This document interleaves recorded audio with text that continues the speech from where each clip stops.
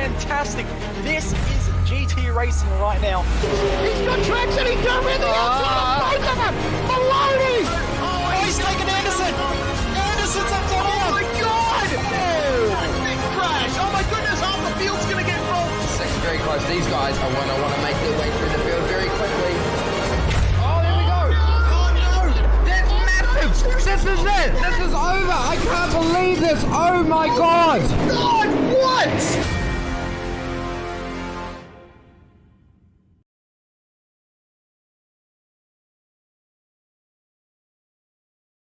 Yeah, so we're using the VRS Direct Force Pro this year. We have a wheel adapter right here, so I'm using the rim I used last year.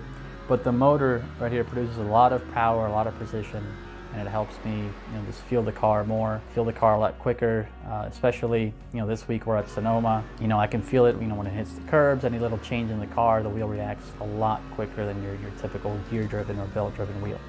For example, if you're on oval and the rear tires break loose, force feedback on it corrects a lot quicker than your typical wheels. There's no resistance pretty much as far as being able to make quick corrections on the wheel. So all that, paired with how precise the wheel itself is, it makes it to where it helps you as a driver, to find that extra hundredth or thousandths of a second. So when you're getting a direct drive wheel, especially the VRS wheel, it's heavy duty. It's got good weight to it, it's not a plastic toy. Feels like you can really beat up on it. A lot of people have issues with their plastic gear-driven wheels just kind of breaking after a couple years. This thing just feels like it can go forever. The forces are really strong where if you might have to let go of the wheel if you get into the wall. You can adjust all that with the settings on it and stuff, but the wheel itself doesn't play around. It's got way more strength than you could ever need, and that's what makes it good, that you can adjust that down to whatever the car needs. So initially you'll be able to get the controller box and the motor together, and eventually you will be able to add a rim onto that option. They'll also be including a button plate on it to put on the rim to have all sorts of different buttons and functionality. Also, pedals are coming, so that's a pretty big deal as well. Hasn't been covered too much, but the goal is to also have pedals to go along with the Direct Force Pro. So that's pretty exciting. The wheel feels good. It feels very much like a real world steering wheel. You just kind of feel like what you would imagine the car to feel like.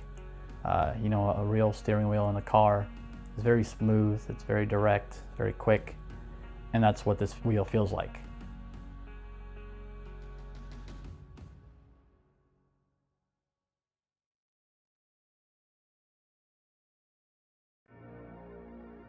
The new track, the prancing Red Bull on the front of screen. This is the Red Bull Ring, the third round of your iRacing Grand Prix Series here. Your summer to autumn season here in 2021. My name's Jake Sperry, Jay Kennedy along for the ride with me here at SimSpeed TV. It's a little bit of an unknown. We don't quite know who's going to find the pace here. We don't quite know who's got everything sorted out and situated. What we do know is it's going to be fast, it's going to be furious, it's going to be everything in between that we can use. And well, Spielberg, Austria, the place that we find ourselves today. Jay, this is an incredible circuit, high speed and a throwback to, I would say, more classical style circuits. 100% Sperry. It's going to be fun, and as you said, an unknown. We really have no idea what we're going to see, other than a very, very fast-paced race. The lap times are quick, the average speeds are incredible, and it's likely to be the shortest race in regards to time that we're going to see all season. But what that means is that there's less time for drivers to make moves, there's less time for drivers to do strategy. The other unknown we've got is we don't know how tyre life is. We've got no idea. We've got no precedent on anything in regards to this circuit. Makes it for a whole lot of fun for what we're going to see ahead. Exactly here. A lot of change. The Österreich ring, the A1 ring, now the Red Bull ring. There's the two DRS activation points and zones around this circuit. Keep that in mind as drivers look to try and go out there and attack out of Remus corner and out, of course, the final corner. It's going to be the two places where it is going to be key to see here today as the first times are about to get themselves on the board. But there are the championship standings for you. No surprises. Matt Wood, 2 from 2 up at the top, proving that he's got the pace here today. And it looks like it is a very, very international flair up and down the order, likes of Kajetani, Suzuhemi, and Sayuk, proving that an Asian affair is making a charge here for the first time in this series in a very long time. And of course, you've got the Americans and Canadians of Kent Nielsen and Thomas Bartosic. But what we would say is that Kent Nielsen, despite being in 8th position, still has more points to prove than what is shown right now, being 8th in the championship. Yeah, it's showing him in 8th in the championship, I don't think shows how good a season he's had so far, does it? He's had a phenomenal start to the season. He's definitely outperformed where we've seen him in previous seasons. So I'm looking forward to seeing how he progresses. And fingers crossed for him, he can get himself into that top 5 in the championship, which I think he well and truly will deserve, because he is by far our biggest improver of this championship since we started broadcasting this series. Yeah, and we are absolutely seeing it here at this moment in time, how there has been some great work, some great pace, and now we can definitely say at this moment in time that we are in for a real treat. Qualifying at the moment is in the hands of Adam Gleeson at this moment. He is in control of the times, but Matt Wood, making his first run to the line, puts a 107.7 down, only goes 4th fastest at this moment, and effectively his 2 laps done and dusted with. It's only 8 minutes 2 laps, so we're going to see these qualifying laps go incredibly fast around here. John Atkinson Jr., for example, moves up into 8th position with that lap. Bartosic coming to the line sets a 107.544, and that is good enough to go 2nd. Yeah, nice lap from Bartosic there to boost himself up in a 2nd position. Martinez also on another flying lap. Also seeing Christophe Mont also on a personal best lap at the moment. He does improve his time. And where does he shoot up the board? Up to 6. Very, very good lap from him. Yeah, strong lap from Christophe Mont for the Phoenix Racing team there. Tyson Meyer quirks out there, having a race. Cedric Beale, an 8.3 over the line. Not ideal there. Is 13th position only, and a little bit disappointing for Cedric Beale. And something else that's worth keeping in mind as drivers look to try and put their times on the board. Very tough track for off-track incidents. If you're not within the lines, you're in trouble. John Pat Kelly, no time on the board, but we've still got a number of drivers looking for their first or second times on the board at a very, very tough track. Very, very tough, as you said. Off-track incident points are going to be something we need to keep an eye on. Of course, they get 17 incidents before they are forced to do a drive-through, and I wouldn't be surprised with the number of laps that we've got in this race. I think 47 laps.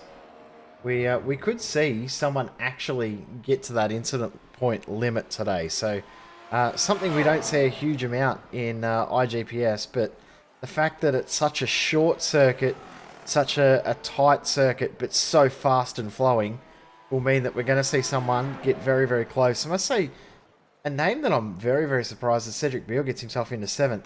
Adam Webb is a long way back at the moment. He is the last place out of our drivers that have done qualifying laps. Position 20. Position 20. Augusto's just gone 5th fastest, by the way, with his 2nd lap time. But Adam Webb looking to make a charge to the line. Is this an improvement? It is. It's an 8.7 only. So that is an improvement up to 18th place, because the likes of John Pat Kelly is in 16th. Just behind Adam Webb is of Femi Akinwumi there in what is 17th position overall. But a number of drivers done. Tyson Meyer's not going to get a lap in, and we'll have to start then from the back in the number 12 machine. Dylan Roberts and Christian Steele then unable to find times out there. John Pat Kelly's on a 2nd lap down the hill into Schluschgold corner, and then it's this rise back up again through this very deceptive left that's coming up here. Rauch, this tough, long left-hander, will be killing the right side tyres, and then you've got the next right-hand tyre killer, of course, which is Wirth corner, which then leads to Jochen Rindt and Red Bull Mobile. Final 2 corners then out here on this track. So for John Pat Kelly, penultimate corner away, struggling a little bit to keep it within the lines. The hot conditions here, track temp is up at 48 degrees at this moment in time, so an incredibly hot day, and coming to the line at 109.5, the lap falling away in the final 2 corners. Nobody else is going to be out there able to set a lap time in that. So the starting grid then, It is going to be Adam Gleeson on pole position with a 107.382, is clear by a tenth and a half over Thomas Bartosic on the front row of the grid. Row 2 sees the top 2 in the championship. Jorge Martinez ahead of Matt Wood, with Reynaldo Augusto starting 5th and Nico Veiranen, the Finnish driver, there in 6th position on the grid overall. Christophe Mont starts 7th with Cedric Beal in 8th position, and the Brazilians on row 5, Bruno Canavas ahead of Kleber Toffoli. John Atkinson Jr., 108.1. There just beats out Klaus Siemens into 11th place, with Siemens in 12th. Over to the 13th position, it's Cengiz Kegashus. Then alongside Kent Nielsen, struggles today for Kent. Tamas Shane and John Pat Kelly there in the middle. Club UKNI, Femi Akinwumi then is in what is 17th position alongside Adam Webb, with 19th belonging to the number 3 machine of Blake Neck, the Australian, with Jacob Swiderski in 20th position. Mitchell Welker, incredibly unhappy he invalidated his qualifying lap. His second lap gets 21st. With Christian Steele, all of these drivers sorted by iRacing. Then Dylan Roberts, Tyson Meyer, Quirk is the last driver on the field in 24th position as we get ourselves ready and situated. It is, of course, 46 laps to figure on out here and work out exactly where you need to be finding that time. And this is going to be a very, very important start to this race. A congested run towards turn number 1 we are going to be finding ourselves with. So keep that in mind as things go. And the strategy to stop looks like it's going to be the way. Couple of drivers on the medium compounds to start. They are Jacob Swiderski and Blake Neck. They are going on the yellow walled mediums to get things going, at least at this moment in time. That is going to be a longer day potentially. Soft, soft, soft might be the way forward to figure out all of this. So, onto the grid goes Jorge Martinez, one of the last drivers then to situate themselves on. Everyone's on, everyone's ready. 46 laps then. Here at the Red Bull Ring starts now, and they get themselves underway. Matt Wood with a stormer from the second row of the grid. They swarm Thomas Bartosic then as they make the run to turn 1, and already up into second position. And now as they funnel through, is there going to be some dramas they go through? Someone's gone straight on, has taken the MotoGP layout as they go through. That, I believe, was going to not be Tyson Meyer, but Mitch Welker, as they now make the run up towards Ramus Corner, turn number 2. Someone's gone straight on there. That's one of the Phoenix Racing cars in a bit of trouble, and that will be Christophe Mont who drops back. So a hectic start. Wow, that was crazy. So someone absolutely launch it off that sausage curb at the on the exit of turn 1 too. They got massive air, front wheels up off the ground. Have a look at this little pack here. Kent Nielsen, Kleber Toffoli, Adam Webb, Christophe Mont, all in together. Very, very tight, but they've all got through cleanly. I must say it's good to see that everyone has continued on. We don't have any DNFs already from turn 1, which is 2 races in a row. It's a very, very big positive for this season so far to see that we've had such clean starts to the race. Even if it is a bit crazy, everyone has made it through the first couple of corners. Speaking of crazy, wide they go. Cengiz Kegashus getting past both John Atkinson Jr. and Christophe Mont then with those passes, and this is going to allow Klaus Siemens then the chance to attack. The slowdown penalty coming in for one of them in front, and now figure it out. Shane's going to try and dive down the inside here, pick up the plate on top of that, and it's going to get a little bit caught there. Blake Neck, of course, just behind, wants to get through on the medium compound, so very, very tough in the mid-pack here. But Adam Gleeson clear at the moment at the front as they continue their run here into Remus Corner. There's a spinner, and that's one of the Phoenix cars then that gets into trouble. Great awareness by Swiderski as well to not run into the back.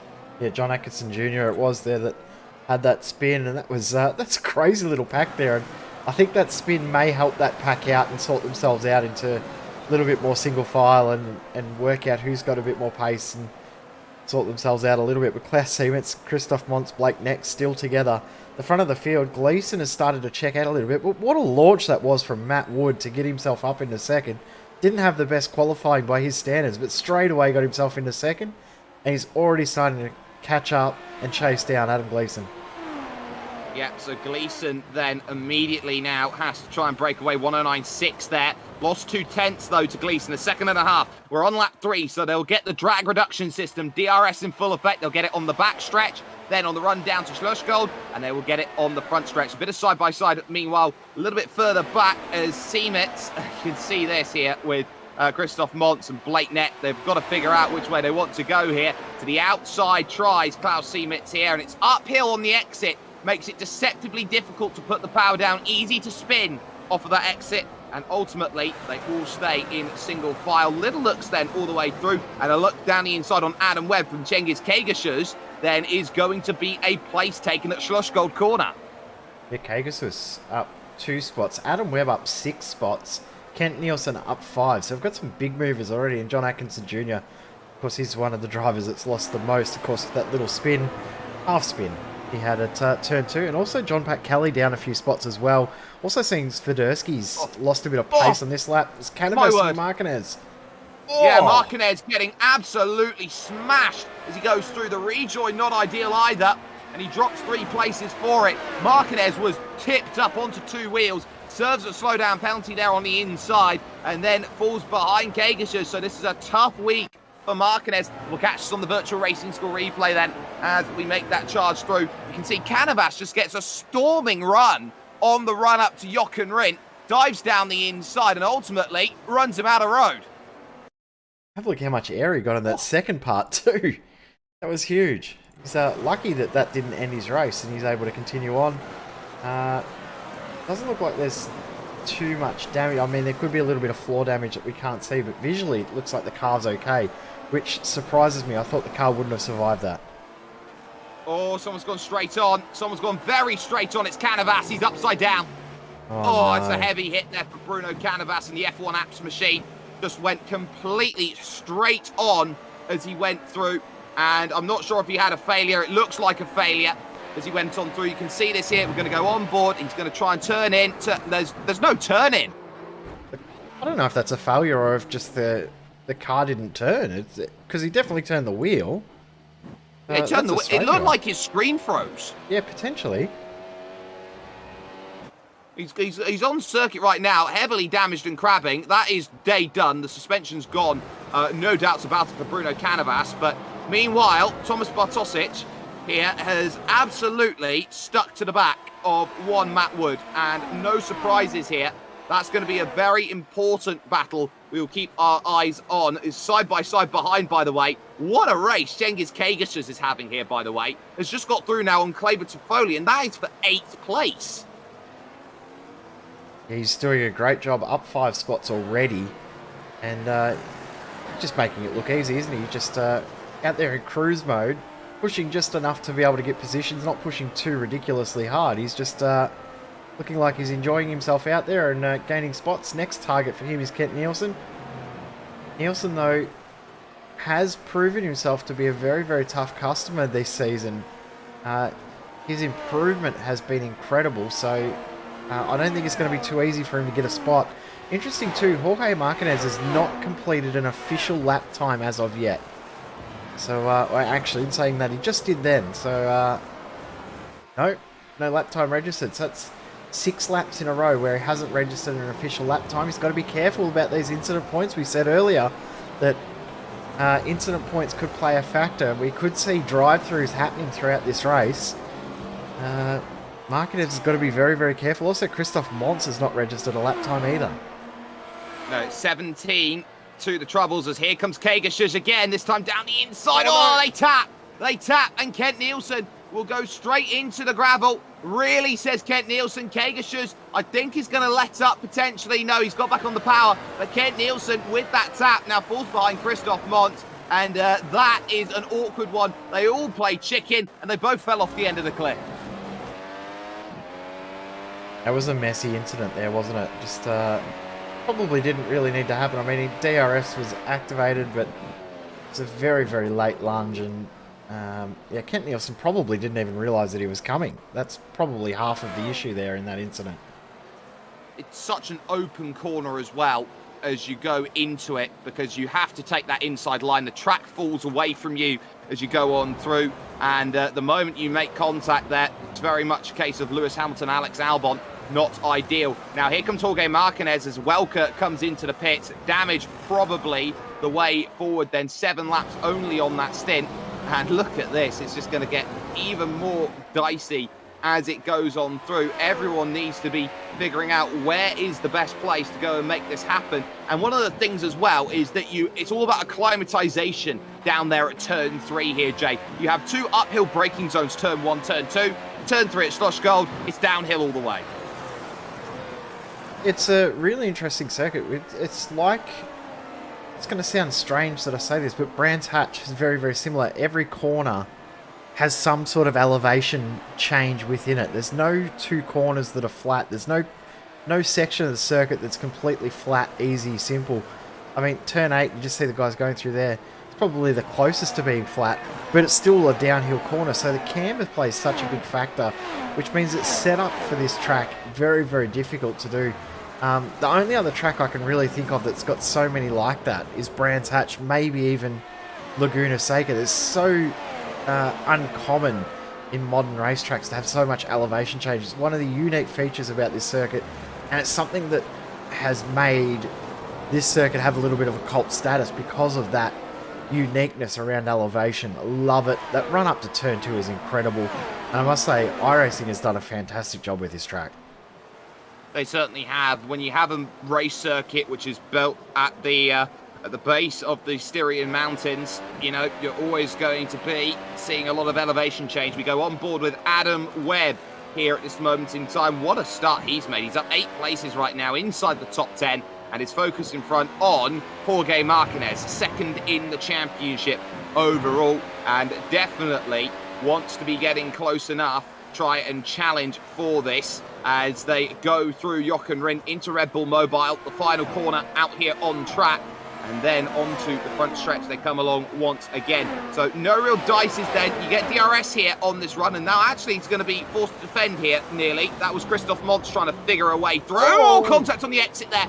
Montz just tags the rear on the exit, and that is enough to send him around. That was very, very messy. Montz probably was a little bit too ambitious the whole way through there, and brought himself undone and loses a spot all the way back to 20th. And I was about to say, when we were focusing on Adam Webb and Martinez, what a tale of 2 complete opposite races. Martinez started 3rd back to 9th. Adam Webb starts 18th up to 10th. So 2 of the biggest movers, one forward, one backwards, who have come together, who are usually pretty even on pace throughout the race. So both had completely polar opposite qualifyings, and Kent Nielsen, I must say, he's doing a very, very good job to recover as well. Oh, but Atkinson Jr. Oh, that's wall. Contact with Femi Akinwunmi going through there in towards route corner. This is how easily it goes wrong. You can see he picks up the run, tries to get it going around the outside, but understeer is such a killer, and it was Akinwunmi getting out of shape on the entry to the corner, had to correct it somewhere, and ultimately John Atkinson Jr., passenger.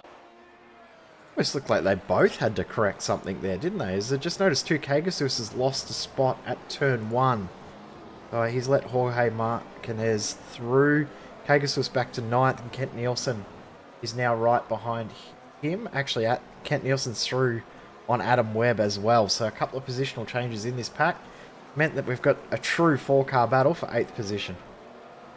Yeah, a true 4-car battle then for that P8, and that's only going to get more dicey as it goes. So keep an eye out here on Jorge Martinez, as he's got to be really alert and hold his defences pretty strong if this is going to be anything to look at the moment, because Kagesus, once more, looks like he wants to be the aggressor, but Kagesus will also be quite alert to behind, because Kent Nielsen will be driving with red mist, wanting to desperately get back by him. But look at the DRS, look at the run up here to turn 1, look at the move down the inside. That is almost score complete, now it is.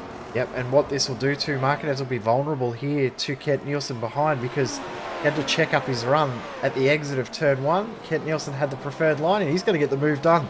So 2 for 1 loss there for Jorge Marquez. He could lose another one here to Adam Webb because Webb's going to have DRS. This is a horrible lap here for Marquez. Yeah. Marquez will be able to cover that off, and ultimately they will stay as is. Little look to the inside, get in the mirrors, but that's not going to do a whole lot of anything. Meanwhile, lead battle is back under a second at this moment in time. Matt Wood has been pulling Thomas Bartosic with him back to Adam Gleeson. Yeah, what a little fight this is, and you're right, the battle at the front is well and truly on. These guys are almost identically matching lap times as well. This lap just gone a little bit slower for Gleeson in comparison to Wood and Bartosic. This is the first time all race that Matt Wood has had DRS. He's been just outside that 1 second bracket up until the last lap. So this is going to be the first time that DRS will open for Matt Wood. That's a little bit of a carrot dangling, isn't it? He's going to have a little bit more motivation to try and get this position. And of course, championship changing position, this one right here. And it's worth noting as well, we're about 3 laps away from reaching a stage where 2-stop becomes very, very viable. Soft, soft, soft. If you can make those tyres last 15 laps, you're in a pretty good state of mind to go out there and make this race a reality for the 2-stop. Of course, incredibly hot conditions is going to make a very tough battle out there, but you can say, at least for the moment, Matt Wood is doing a wonderful job of clawing this gap in 10th on 10th, and that is Blake Neck flying around the outside of a Jorge Marquez, who has lost another couple of positions. So Marquez here looks absolutely shell-shocked here today in this race, and I wonder how much damage he's got. He's in fact biting the bullet and diving into the pits first of all. I'm wondering if he has some floor damage that we can't see, because his pace has just dropped astronomically over the last 3 laps. He's dropped back into the 11s and almost 12s, so 3 seconds off what the leaders are doing. Considering he qualified in P3, there has to be something not quite right with his car, because he's too good a driver in this series to have that fall off of pace. So we'll see if he comes out with a little bit of damage repaired. He's coming out now, and 9-second stop, so he's had some damage fixed. Yeah, that's a front wing change, and yeah. It's side by side. A little bit further back, though, because this one continues. This is John Pat Kelly trying to get through Femi Akinwunmi, and that is comfortably done down the inside. An easy move done. Tyson Meyer quirks on the back of this in the Geodesic car. Wants to get through, but once more, patience needed, patience needed. Sits and waits there, does Quirk, as he wants to try and get this move done through the long left-hander and onto the power. Once again, goes to number 12. Now, got to figure a way to the inside here. Not the easiest place to get a move done. Best wait for it, but again, he just slides through the corner, takes the off track for a bit of company as well. Suddenly, you got to look behind, buddy. That's Christoph Montz there. He's starting to close in his Montz, isn't he? He's just over Stewart at the front. Matt Wood closed up to the closest he's been all race long. He's within a car length now of the lead. This is going to get very, very tense, because we're also at pit stop time.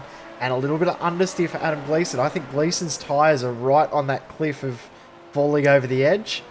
And Matt Wood may have a little bit more left in his. But I think whoever pits first out of this group is going to have a big advantage. But they don't want to be the trailblazer. None of these guys want to be the first one to pit. But they know that the first one to pit will have an advantage. Well, I'd have to say, if Adam Gleeson needed to come in, that was the time to do it, because if you go 14, 15 or 16 and then 16 or 17 for that final stint, absolutely suits the range that is very much needed. Everyone pretty much staying out, though, at this moment in time. We haven't seen many takers, but down the hill, no DRS on the run up to Ramus. It goes downhill, and then you've got this uphill braking zone for this section. It's like riding a roller coaster around this place, but don't count out P3. Thomas Bartosic is just there biding his time, saving a little bit as he goes on through, and he's just trying to make sure that he gives himself a little bit more wick to go and attack later on. And again, it seems like Adam Gleeson is struggling out of the exit of some of these corners, which really rag on the tyre life. 100%. I've just noticed Blake Neck has lost a whole heap of positions, and Adam Webb also has lost a bit of time. Yeah. Oh, it was at Ramus corner as well. Webb and Neck colliding together, under braking. You can see Adam Webb trying to figure out an overtake down the hill and then back up it. Just doesn't give himself enough room, really, to go out there and make the move. You can see on the brakes, he's a little bit deeper than the driver on the mediums. Gives him a little love tap and around you go. So Adam Webb falling foul then of that one. Again, top three staying out. Are they really trying to stretch this out to lap 23 on the tyres? Possibly. I just noticed Tyson Meyer is also slow out there on track at the moment. He's just lost all of those positions. Kagasus is the first one to jump in that aspect from the top 10. Interesting to see where he comes out in relation to Martinez, who of course had a fairly long stop due to that front wing damage, and it's on for the lead and move done. Move done indeed. So that is wonderfully done. The DRS pass through into Slushgill corner. Almost a bit of contact between them, as we'll catch this on the Virtual Racing School replay.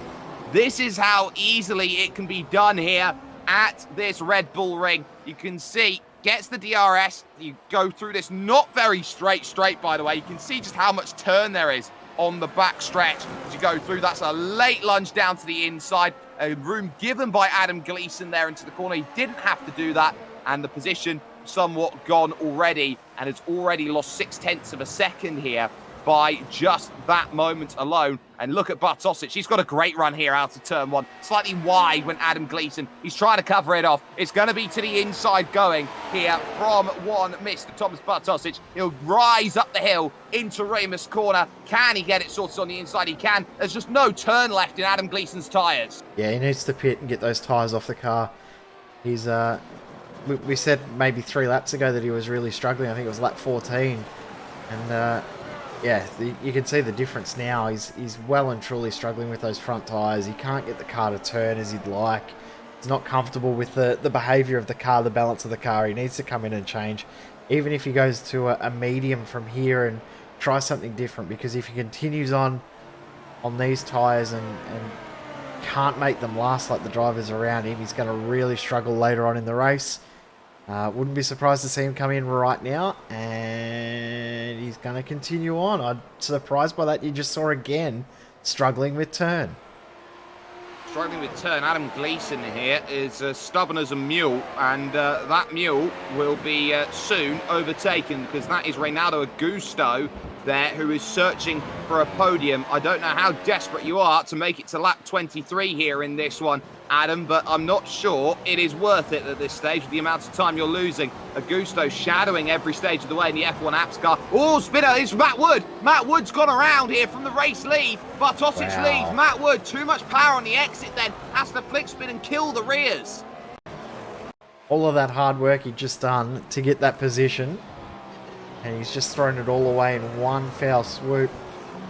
And you're right, just got on the power a slight little bit too early, and that's the easiest pass to the lead Thomas Bartosic will ever get. Absolutely. Now behind Cedric Beale, here is one Mr. Matt Wood. So he's now got a lot to work on to get to where is needed here in this race. We are on lap 18 of 46. Bartosic stays out then for another lap. Gleeson seemingly has got the tyres back under check again in comparison to what he was struggling with a little bit earlier on. But again, this is what we see, a bit of side-by-side. Then is Dylan Roberts trying to get that mock Renault past Klaus Siemetz, and Siemetz is saying, no, Sonny Jim, you're going to have to wait.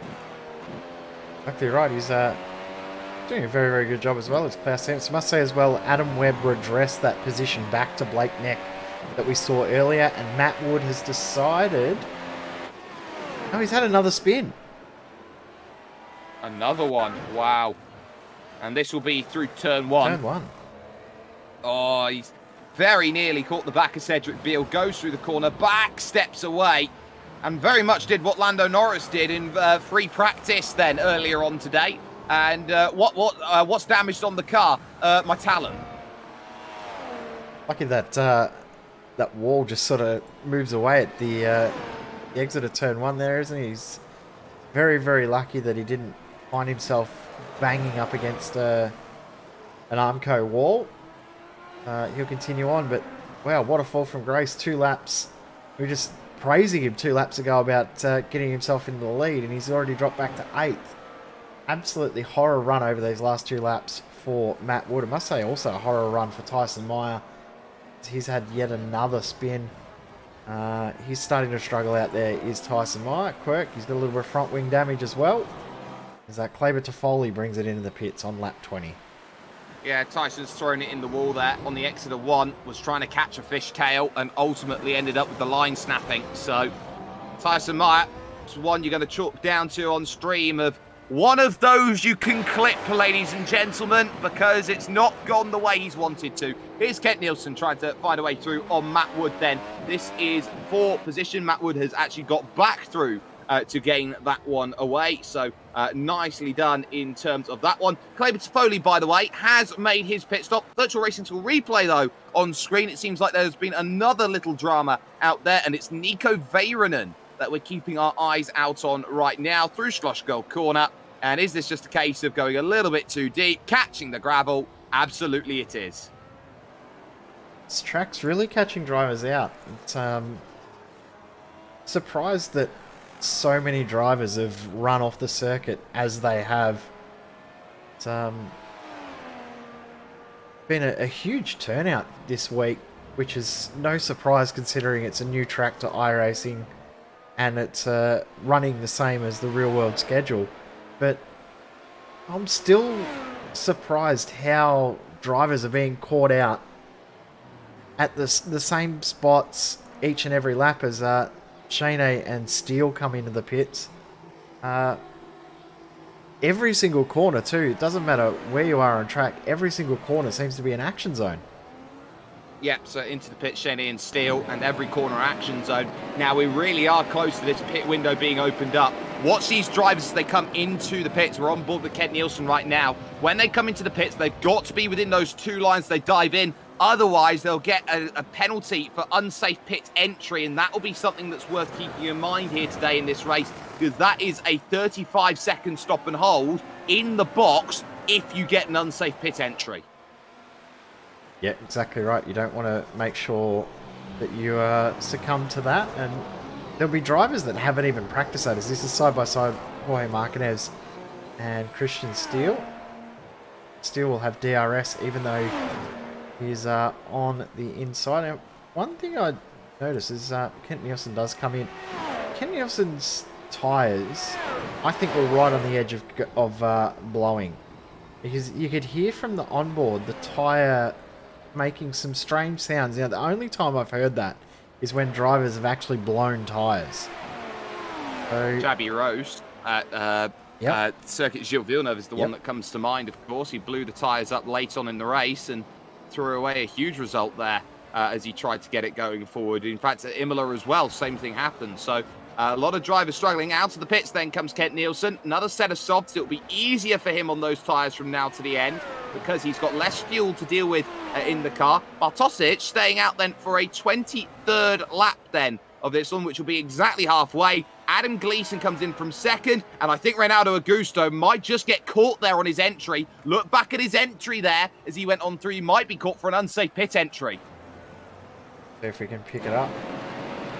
And again, you can hear from this onboard, there's some strange sounds coming from the rear of the car. Oh, I reckon you... Oh, I don't know. We'll find out very soon. But again, I think there's a tyre down for Augusto there. Yeah, he has got away with it. Lucky for him. This is the sort of level that they're willing to push these tyres here. This may be sim racing, and you could say it's more casual than racing. I'd say that it's a greater thing than the real thing itself. They're pushing each other to such limits. Now, John Pat Kelly here is in 5th position. That is Adam Gleeson, who's made a stop just in front. So not much of a gap there to talk about. Bartosic surely now has to dive down into the pits here from the race lead, and does so. And you have to also remember, it's single track line as you go through here, and a very late yellow commitment cone. In the late commitment cone can catch some drivers out too. I think the track that the late cone catches drivers out most is probably Okayama, where people get on the brake a little bit too early. So making sure you have practiced your pit entry is so crucial, and it's something that a lot of people forget about as Blake next come back out on a second set of mediums and Kent Nielsen through on those softs. Well, Kent Nielsen goes through, and I just want to take a little look actually at Blake Neck's strategy over the course of this race. He did not come in and make a stop, actually. He hasn't had a stop yet today. So he came in on the last lap. I don't see that on my replay at the moment. So at least for the moment. 3.4 second stop for Blake Neck. There we go. There we go. He did actually just come in. So my timing's playing around with me a little bit then, as Blake Neck looking to go medium here for the SR, so to speak. Side by side once again, though. This is Adam Webb having to play defense here on the brakes into that very tough right-hander, and doing a pretty decent job with that defense, all things considered, to make sure things stay nicely as is. He's net gained a little bit of time over Bartosic's Adam Webb. He was about 5 seconds back before the stops. He's now back to a 3.5 second deficit. So he's definitely closed in. Interesting too, track temp is starting to drop as well. It's down to 45 as Adam Webb comes in. Now, is this a second stop for Webb? No, he hasn't pitted yet. That's why that gap had closed down. Absolutely. So into the pits then. And Bartosic will regain the race lead. The gap 5.7 seconds now. It has extended over Adam Gleeson then over the stages of the race. So one stop, very much the port of call. Now here's another battle. Nico Veron and Cedric Beale. This effectively is the race for 4th place. And what a little fight this is too. The silver versus the white cars. But Veyronen looking very, very strong. Been very impressed with his pace today. And Cedric Beale doing a great job. He's been very, very consistent again this season. So these guys both doing a great job. And Beale just gets caught a little bit wide there. And he's left himself open to a potential move. Oh, no! Oh. That's the hit. Trying to go up and under. Nico Veyronen sends Cedric Beale all the way to the tyres then. On the outside, he will drag all that gravel back on circuit as we catch on the virtual racing score replay. Side by side as they went in. They will catch us aerially here. So this is the move. Trying to go on the outside here into Slush Gold. He just runs a little deep here to Cedric Beale, and that opens the door up for Nico Veyronen to try this attempt. Now watch as they both outbrake themselves here into the left of Rauk. He tries to come up and under here. Just doesn't have enough room, and Cedric Beale ends up getting dumped to the outside of the circuit. The thing with that is I don't think Veyronen really did too much wrong, because Beale made just as big a mistake. So if Beale hadn't run wide and outbroke himself, then he probably wouldn't have been hit from behind by Veyronen. So they both played an impact in that incident, but very, very messy and unfortunate, because that was shaping up to be a great battle between those two. Just in front now of the car of... sorry, just behind. Yeah, Blake Neck, Kent Nielsen, Cedric Beale. So just ahead of Beale is Kagasus, Nielsen, and Blake Neck all together for P number 7. Absolutely, this has been a great race so far, and you can definitely notify that this has been all about keeping stationary. Kagasus and Nielsen have come together, of course, earlier on in this event. They'll be certainly hoping that this one plays out quite amicably between these two. Great run, actually, from Kent Nielsen through Jochen Rindt. Really able to stay behind right now a driver like Cengiz Kagasus. Those final 2 corners are very, I would say, dependent on certain factors in this race. One of those certain factors, of course, is that air dependency, that aero push, some would say, going through these corners, which makes life incredibly difficult. But at least for the moment, Kent Nielsen just needs to set it up here, and the door left wide open, but that is the sort of line that Kagasus just wants to take. He wants to extend that run off the exit and cover the move. Interesting too, the tyre choice for Kagasus when he came into the pits. He's come back out on mediums. Nielsen on softs, and of course we said before that Blake Neck's on his second set of mediums as well. Matt Wood, interestingly, has just set the fastest lap of the race as well, 109.2. So his pace very, very good, but he's back in 6th. He'll be wanting to try and close in as right on cue. Thomas Bartosic sets the new fastest lap of the race with a 9-0. A 9-0, and look at what time nice was move. done behind as Nielsen's through. Down the inside, getting past Kagashus with an easy overtake there at Jochen Rindt. Very well crafted and masterminded there with that one. A whole second quicker that last lap was Bartosic on Gleason, but look at this. Kagashus doesn't know what the word quit means. He tried to come back on the outside with DRS. Blakeneck, of course, on those second set of mediums, trying to get into play as well. He's fighting for that top 7, and with the number 3 on his car, you definitely know he's got to turn a pace.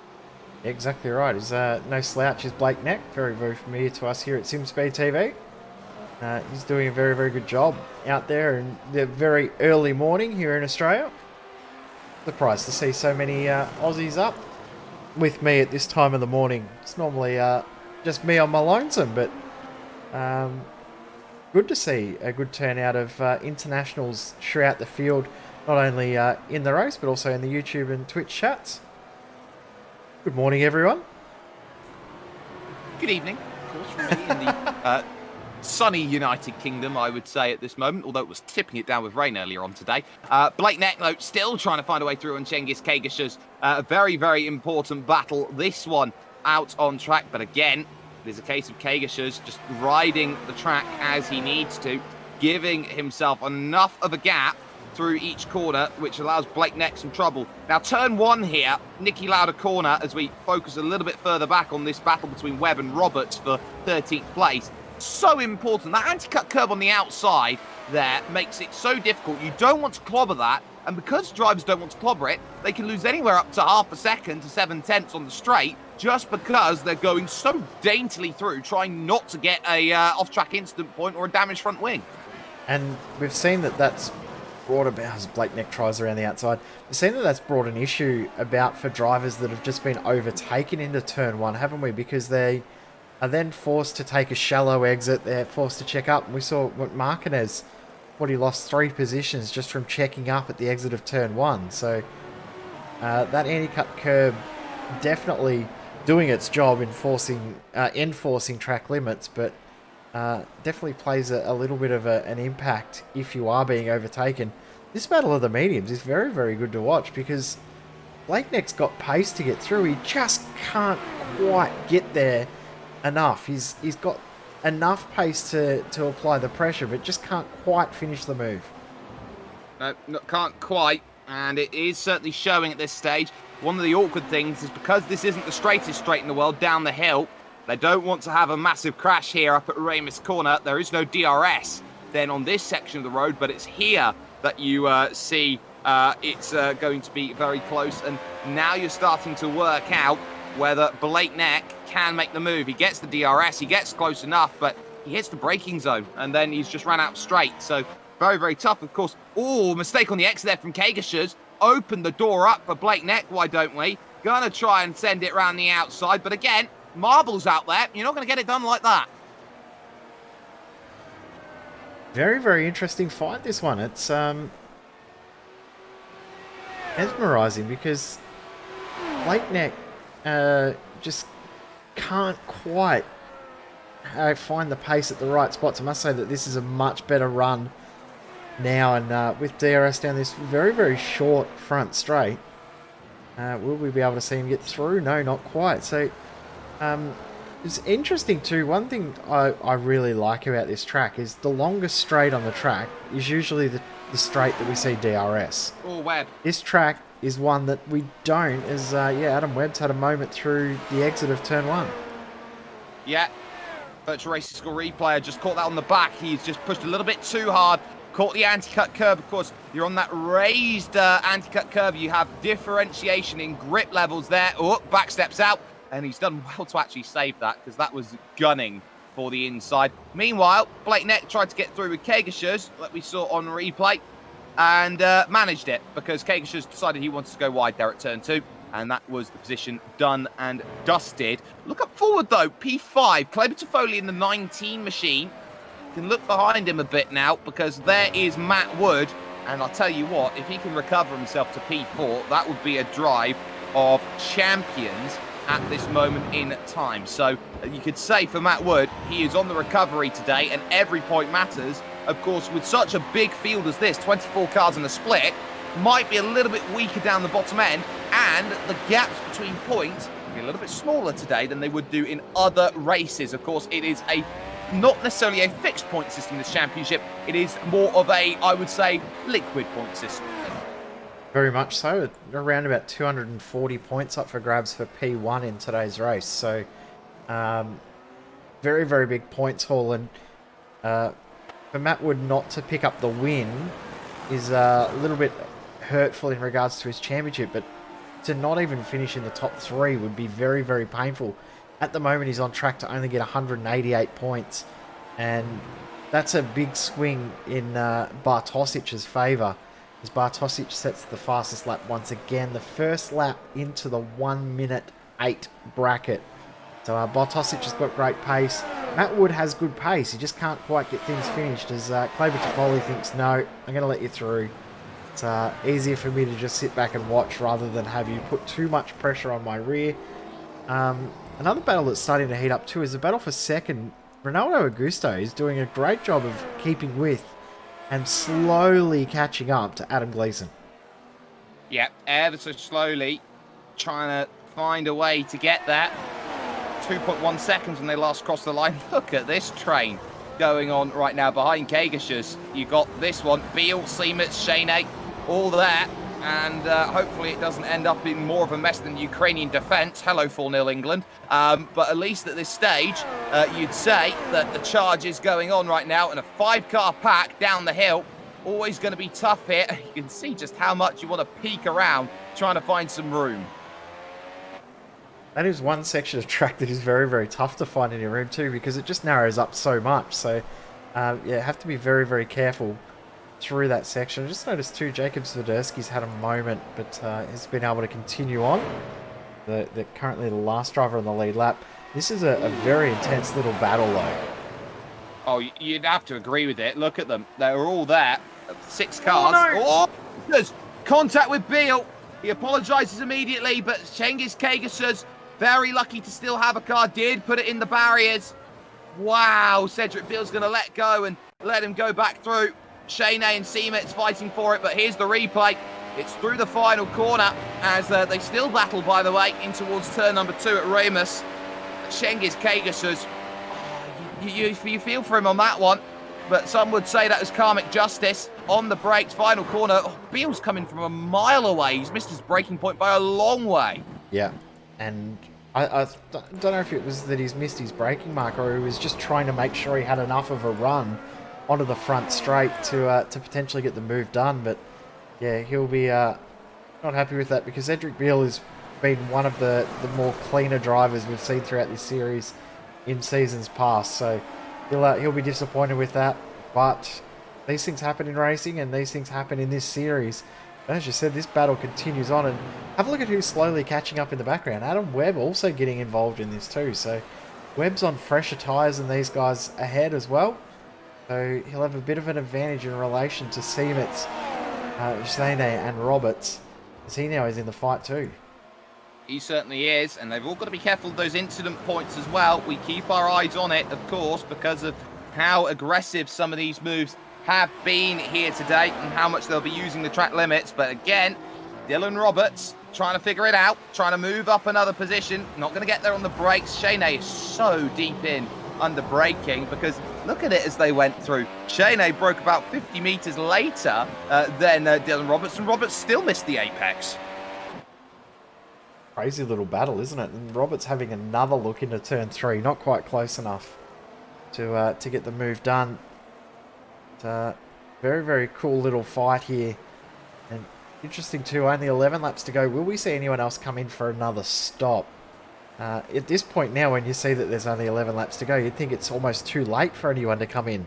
But we also knew that tyres were right on the fringe because we could audibly hear tyres losing pressure and going down. So, yeah, I think that we still might see some tyre trouble for some drivers, but here comes Dylan Roberts. Just couldn't maximise the exit out of that last corner, and it compromised his run down the front straight. Even with DRS, he wasn't able to close that gap. Cooler conditions, though, are helping. Track's down 6 degrees from practice, so here comes the move again to the outside of Tamas Jane, using a little bit of slipstream in front from Klaus Siemetz. Have to go the long way around here at Ramus, leave enough room. Power on the exit, thank you very much. And that is why Dylan Roberts finds the top 10. So that is certainly a very, very good result then making that happen. So at least for the moment, then it's a strong result here for Thomas Bartosic. Leads by 6.8 seconds at the moment over Adam Gleeson. There is Christoph Montz, 1 lap down. I have to say it's been a tough day at the office for the Phoenix Racing team. One thing he's doing, though, he's punching out fastest laps at the moment. Have a look at that lap time he's just done there. There's 2 laps back-to-back where he set the fastest lap. The lap previous, I think, was an 8.7 and a 1.086 for him on that lap there. So he's still got good pace, even though he's back in the field, but he's going to try and catch up to Swiderski and gain another spot ahead. But he's doing very, very well in the battle against the stopwatch, as this is the battle for the last runners on the lead lap. Pegasus, Martinez, John Pat Kelly in this battle here for 15th. And that's not where Jorge Martinez expected to be today. P16 in this one. Started P3, and John Pat Kelly on the softs wants to get through. We'll maybe think about it on the brakes, but he's very, very pedestrian and very almost. But John Atkinson Jr., who remembers a lap down here on this group, trying to unlap himself at this point in time, which would have been very difficult then in terms of trying to work it out. And I'm sure John Pat Kelly just wants to go out there, attack and run his own race. Always a consistent finisher when it comes to this one. Look forward, though. There's Matt Wood. There is Nico Veranen. This is the fight for 4th place. They are 20 seconds off of your race leader, Thomas Bartosic. If Matt Wood can get this position, you'd think it's unlikely for him to get any more, but what a big swing for him. Remember, he dropped back to 8th after he got the lead of the race. Only 2 laps after getting the lead, he dropped back to 8th position. If he can get back to 4th, that's a very, very good recovery and a decent amount of points too. You get over 200 points looking at the way the point structure is for this strength of field. In 4th position, 209 points for 4th, so that'll be very, very important for him to try and get this spot if he wants to get this championship and keep that championship lead. What a move that is. It's not over. Oh, no, it's not. If you can hold it around the outside, you've got the next right. And the next right is there for Veranen. And now they're going to go side by side all the way to Jochen Rindt. There's no DRS, but it's clear that Matt Wood's got a car built for straight line. Veranen for downforce. And the move is done. So what a pass from from Matt Wood to get it done on Nico Veranen. Absolutely fantastic. Adam Webb as well, looking over in front. He had himself a huge moment as well over at Ramus. He very nearly took the back completely away from Tamas Shane. Just ahead, you see Klaus Siemetz losing the spot there to Dylan Roberts. So Roberts now up into 9th position. Klaus Siemetz back to 10th. Tamas Shane still in 11th, and Adam Webb not too far away. Of course, as you said, had that moment there. And the battle for the last runners on the lead lap. Pegasus, Martinez, John Pat Kelly. 2 tales of what might have been and a tale of, I suppose 3 tales of what might have been, because you think John Pat Kelly also had a very, very good start. He's now down 1 spot from where he started. So Kelly will be disappointed with his run too, because he was looking like he could potentially be on for a top 10, but now back into 17th. Yeah, strategy hasn't been kind to John Pat Kelly here in this race today. And, which is unusual for him. Yeah, I absolutely agree. He's normally someone who makes a couple places here. There's your race leader, Thomas Bartosic. Now, what a race and a crowning moment this is. There were always looks with Thomas Bartosic last season that he might be a championship contender. He might challenge for race wins. Never got into a position where he could actually go and make that happen. Today, brand new circuit. He has gone and shown everybody why he is someone to be reckoned with over the course of this racing, because look at how much he wants to try and make this his domain. That is Adam Gleeson in 2nd position. Gap 2.5 seconds between him and Augusto in 3rd. You know, Bartosic has just given everyone in this field a lesson. Definitely has. He's just absolutely blitzed the field, and the big thing he's done is kept it clean.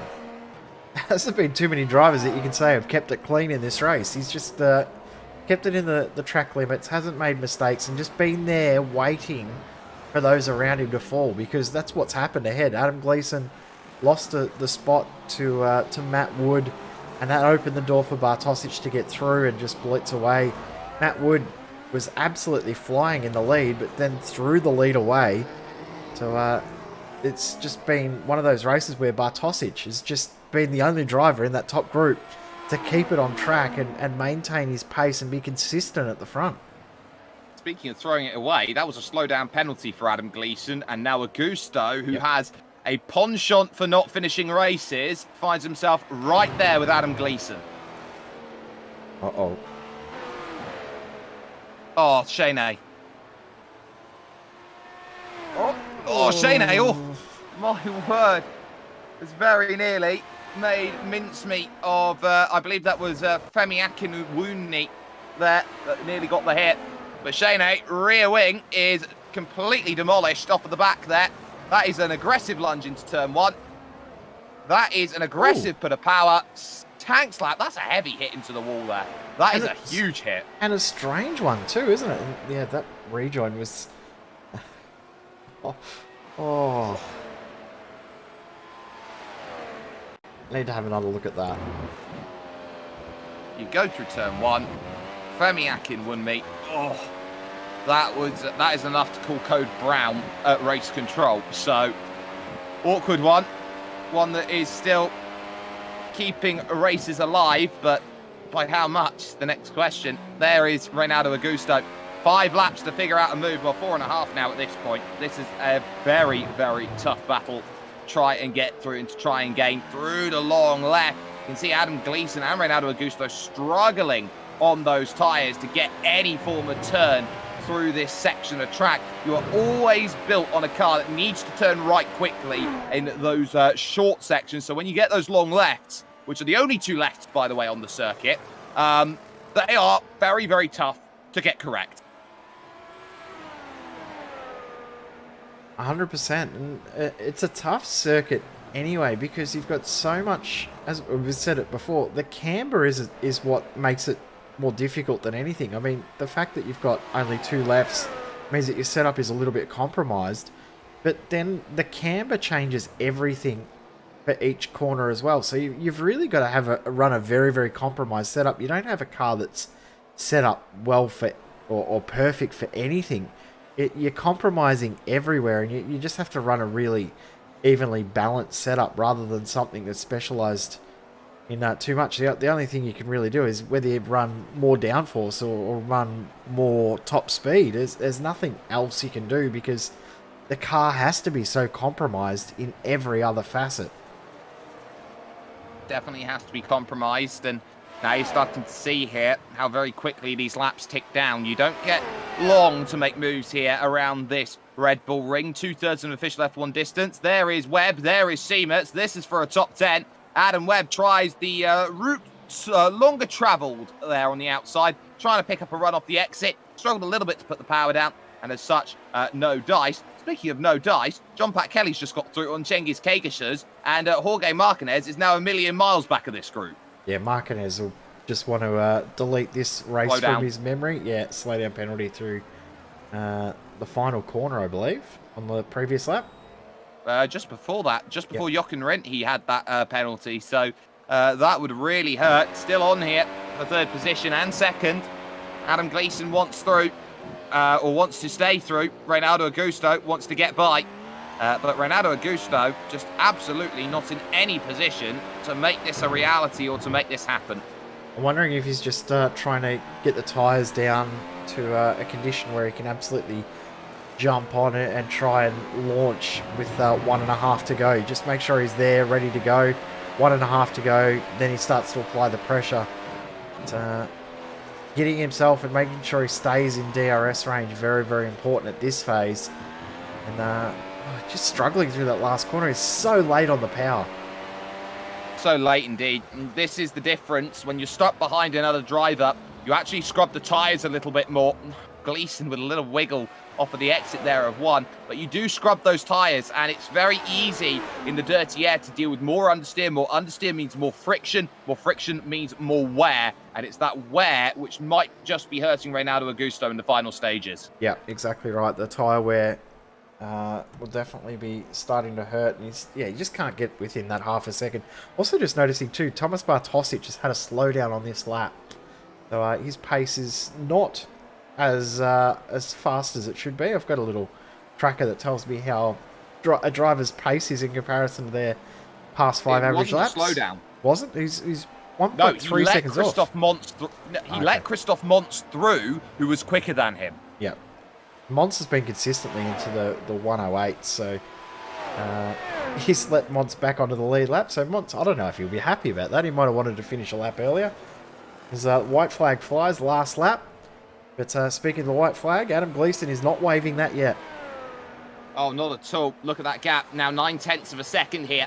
Adam Gleeson has done so well to defend this one from Reynaldo Augusto, who, give credit to him, has done a wonderful job. Blake Neck not over here for 8th place. Kent Nielsen will have to have his wits about him here on this final lap as he goes through, and this could be still a very, very tall ordeal to make sure that everything sorts itself out. Here we go then, towards turn number 1. Nicky Lauda once again, and a little wiggle from Kent Nielsen will open the door up for Blake Neck to use the slipstream to try and close on in. They're over 310 kilometers an hour as they crest the rise, hit the brakes. That is Kleber Toffoli as well, just in front of them. Blake Neck will get the DRS here, struggles a little bit for power through that section, but we go to the final couple corners because Thomas Bartosic here has just taught everyone a lesson on the Red Bull ring. He's done wonderfully. Through, Kent Nielsen will try and stay with, but it is Bartosic who will take the victory here at this place. It will be Gleeson second and Augusto then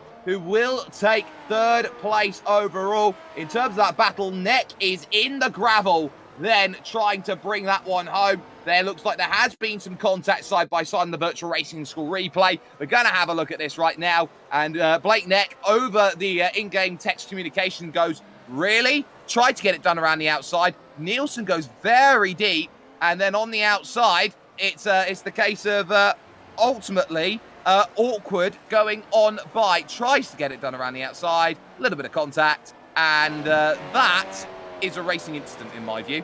Yeah, I agree. I think it's just old tyres, understeering, no control. Well, not as much control as you would like from Kent Nielsen. So, yeah, unfortunate incident there. And one last battle. Jorge Martinez going to try and get one more spot on the last lap. But not going to be able to. What a horrible race for Martinez. A tale of what might have been, because he deserved a lot more than P15 based on his qualifying. But that's all he can get. He'll be absolutely horrified with how that race has ended. Absolutely. And a few drivers struggling then towards the end. Klaus Siemetz will be classified as a retirement then.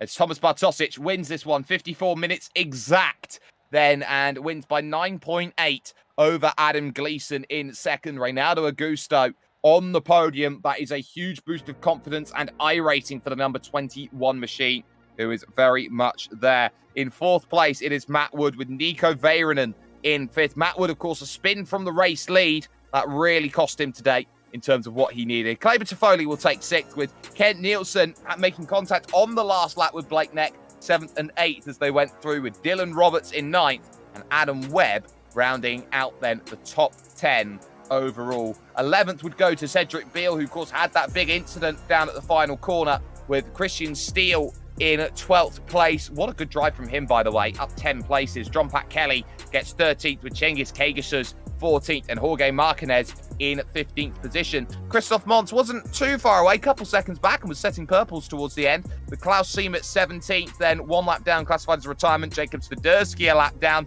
and then also a lap down from Club UK and Femi Akinwunmi, also a 1 lap down in this one. John Atkinson Jr., we saw what happened there, 2 laps down for the driver in 20th position, and now you hit the retirements. Tamas Shane's dramatic end to the race. Tyson Meyer with, or Quirketize as he is more commonly known, having a clippable race here today in 22nd, with Mitchell Welker and Bruno Canavas, the dramatic retirements for both of them from this race. But Where are we next time? Salut, Gilles. Gilles Villeneuve is round 4 of this championship. And Jay, street circuit makes it always very difficult to go out there and get a good result. So these drivers, after what was a little bit of leniency around this place, but not with the off-track incidents, they've got to be on their toes when it comes to this track. We've seen heartbreaking moments at this circuit almost every time we've gone there. So I love going to Montreal. I love this circuit.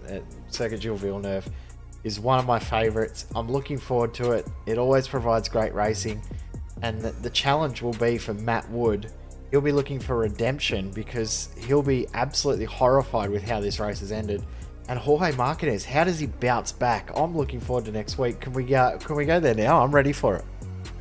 Well, you'll have to wait a week here with us at SimSpeed TV. This is the only place you can catch it. And if you haven't had the chance to, like, share, subscribe if you have not already. Massive thanks, though, here from the Red Bull Ring has to go to Virtual Racing School. The Virtual Racing School, of course, sponsors of our replays here today. Also, you have to give a very, very good look to the work that's been done here by Jay Kennedy, cameras and commentary here today. Myself, Jake Sperry, here bringing you all of the action. And what a run for Thomas Bartosic. He is not going to be a podium filler or a bit part player. He came to race, he came to win, and he did exactly that, and he did so in style. He now takes some very strong momentum. We'll say salut Gilles next week, and we will see you in Montreal very, very soon.